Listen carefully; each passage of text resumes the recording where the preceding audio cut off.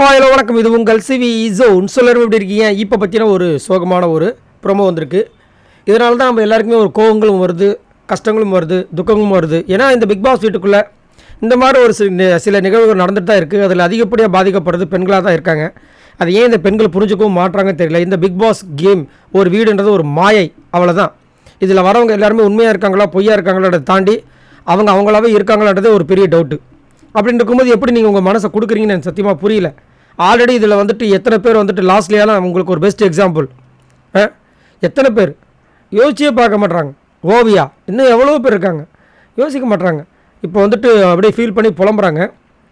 இது ஏன் ஃபீல் பண்ணி புலம்புறாங்க அப்படின்னா, இப்போ ஒருத்தர் வந்துட்டு ஒரு பொண்ணு கூட இருக்கிறாரு, இன்னொரு பொண்ணு கொடுக்குறாரு. இந்த மாதிரி விஷயங்கள்லாம் வந்து காதில் கேட்கும்போது கஷ்டமாக தான் இருக்கும். பட் எங்கெங்கேயும் நடந்தால் தெரியாது. ஒரே வீடு பிக் பாஸ் வீட்டில் ஃபஸ்ட் ஹாஃபில் வந்துட்டு தர்ஷிகா கூட இருக்கார், செகண்ட் ஹாஃபில் வந்து அன்ஷிதா கூட இருக்கார். அன்ஷிதா கூட இருக்கும்போது தர்ஷிகா பக்கத்தில் இருக்காங்க. கொடுமையாக இருக்குமா இல்லையா? எவ்வளோ வருத்தமாக இருக்கும். இது அவராது புரிஞ்சுக்கணும். இந்த பொண்ணுக்கிட்ட நம்ம எவ்வளோ பெரிய ஹோப்பை கொடுத்துருக்கோம். நம்மளுக்கு அன்ஷிதாவை பிடிச்சிருக்கு, இப்போ அந்த பொண்ணை பிடிக்கல. சரி, ஓகே, உங்கள் மனசில் நீங்கள் இது பண்ணுறீங்க, ஓகே, அவங்களும் ஓகே. நான் என்ன சொல்கிறேன், இன்னும் 2 நாள் இருக்குல்ல, 2 நாள் கழிச்சுன்னு போய் வெளியே போய் பேசிக்க வேண்டானே. இந்த தர்ஷிகா பொண்ணு இங்கே இருக்கே, அவங்க முன்னாடி நம்ம இப்படி பேசினா அந்த பொண்ணுக்கு எவ்வளோ கஷ்டமாக இருக்கும். ஏன்னா அந்த பொண்ணுக்கு நம்ம ஹோப்பை கொடுத்துருக்கோம். அந்த பொண்ணு கூட தனியாக பேசியிருக்கோம், அன்ஷிதா இருக்கும்போது தனியாக பேசியிருக்கோம். அப்படி இருக்கும்போது கொஞ்சமாக அந்த மனசாட்சி இருந்ததுன்னா அது பண்ணியிருக்க மாட்டார். அது மனசாட்சி வித்துட்டாப்பில் இல்லை. ஸோ இங்கே வந்து அவங்க வந்து ரொம்ப ஃபீல் பண்ணி பேசுகிறாங்க. என்னென்னா, சௌந்தர்யா கிட்ட சொல்கிறாங்க, எல்லோரும் ஜாலியாக இருக்காங்களே, என்னால் இருக்கவே முடியல, நானும் ரொம்ப ட்ரை பண்ணுறேன் ஜாலியாக இருக்கணும்னு. நீ வந்து பிடிக்கலன்னு முதல்ல சொல்லியிருந்தேன்னு வச்சுக்கேன், இந்த பிரச்சனை வந்திருக்குமா? அதை முதல்ல நீ சொல்லணும்ல. ஏன்னா அவங்களுக்கு பிடிச்சிருந்தது அதனால் சொல்லலை. நீ ஏதாச்சும் சின்னதாக பண்ணாலும் உன்னை ஏன் பிடிக்குது? நீ ஏன்னா அந்த அளவுக்கு வந்து ஒரு ஹோப்பை கொடுத்துட்டே இருந்த, அதனால தான் பிடிச்சிட்டு இருந்தது. நீ வந்துட்டு என்கிட்ட வந்து முதல்ல சொல்லியிருக்க, நீ ரொம்ப ஸ்பெஷல்னு என்கிட்டே சொல்லியிருக்க.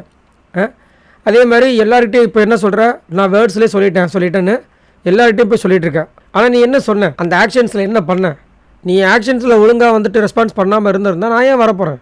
நீ கரெக்டாக பண்ண, அதனால தான் நான் உங்ககிட்ட வந்தேன். இது எப்படி இருக்குன்னா, நான் என்னமோ பின்னாடி வந்து நீ எனக்கு நோ சொல்கிற மாதிரி இருக்குது, ரொம்ப கஷ்டமாக இருக்குது அப்படின்போது சௌந்தர்யா சொல்லிடுறாங்க, இல்லை அந்த பையன் வந்துட்டு கொஞ்சம் எப்பயுமே சேஃபாக தான் பதில் சொல்லுவாப்புல அப்படின்னு அழகாக சொல்கிறாங்க. அப்போ அதை தான் நான் சொல்கிறேன், நீ ஃப்ரெண்ட்ஷிப்பையும் தாண்டி தானே சொன்னேன். அப்படி இதை வந்து ஃப்ரெண்ட்ஷிப்னு எப்படி நீ வந்துட்டு சாயம் பூசலாம் அப்படி மாதிரி சொல்லி வருத்தப்படுறாங்க. நம்ம கண் கூட பார்க்குறோம், விஷால் வந்துட்டு நல்லவர் வல்லவர் நாளும் தெரிஞ்சவர், நேற்றுலாம் வந்து ரன்னிங் ஓனர் எல்லாம் தாண்டி இந்த பெண்கள் இந்த 2 பேர் விஷயத்தில் கண்டிப்பாக ஒரு பிரச்சனை இருக்குது. அவர் வந்துட்டு மனசறிஞ்சு கண்டிப்பாக பண்ணியிருக்காரு. ஆனால் அதை இப்போ வரைக்கும் என்ன பண்ணுறாரு, ஒத்துக்க மாட்டுறாரு. இன்னும் ஒரு சில பேர் தர்ஷிகா மேலே அந்த தப்புன்னு மனசாட்சி இல்லாமல் போய் சொல்கிறாங்க. அதுதான் கொடுமையாக இருக்குது. இவ்வளோ கேமராவில் இவ்வளோ விஷயங்கள் நம்ம பேசியும் அப்படி பண்ணுறாங்க. இதே இது தர்ஷிகா கிட்ட நைட்டு பேசும்போது அன்ஷிதா கிட்டே போய் பேசியிருந்தாருன்னா இந்த பிரச்சனையே வந்திருக்காது.